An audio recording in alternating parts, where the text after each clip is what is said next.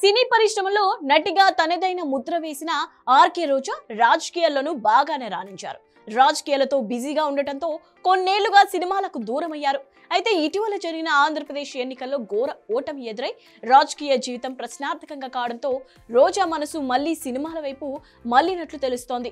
2014 ఎన్నికలలో వైసీపీ తరపున నగరి నుంచి ఎమ్మెల్యేగా గెలుపొందింది. తొలిసారి అసెంబ్లీలో అడుగుపెట్టారు రోజా. 2019లోనూ అదే నియోజకవర్గం నుంచి వరుసగా రెండోసారి ఎమ్మెల్యేగా గెలుపొందారు. జగన్ ప్రభుత్వంలో మంత్రిగా కూడా పనిచేశారు.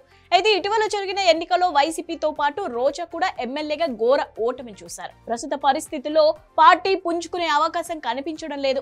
అందుకే ఇక రోజా మళ్లీ సినిమాల్లోకి ఎంట్రీ ఇవ్వాలని చూస్తున్నారట. అయితే నటిగా తెలుగు నట రోజాకి మునుపటి ఆదరణ ఉండే అవకాశం లేదు. అవకాశాలు కూడా క్యూ కట్టే అవకాశం లేదు. ఎందుకంటే అధికారంలో ఉన్నప్పుడు ఆమె మెగా నందమూరి కుటుంబాలతో పాటు ఎందరో సినిమా వారిని టార్గెట్ చేస్తూ దారుణ విమర్శలు చేశారు. దాంతో తెలుగు సినీ పరిశ్రమలోనే కాకుండా సామాన్యుల్లోనూ ఆమె పట్ల వ్యతిరేకత వ్యక్తమైంది. వీటన్నిటిని దృష్టిలో పెట్టుకొని ఆమె తమిళ పరిశ్రమకు వెళ్లాలని చూస్తున్నారు. హాలీవుడ్ లోనూ ఆమెకు మంచి గుర్తింపు ఉంది. మరి రీ ఎంట్రీ రోజాకు ఏ మేరకు కలిసిస్తుందో చూడాలి మరి.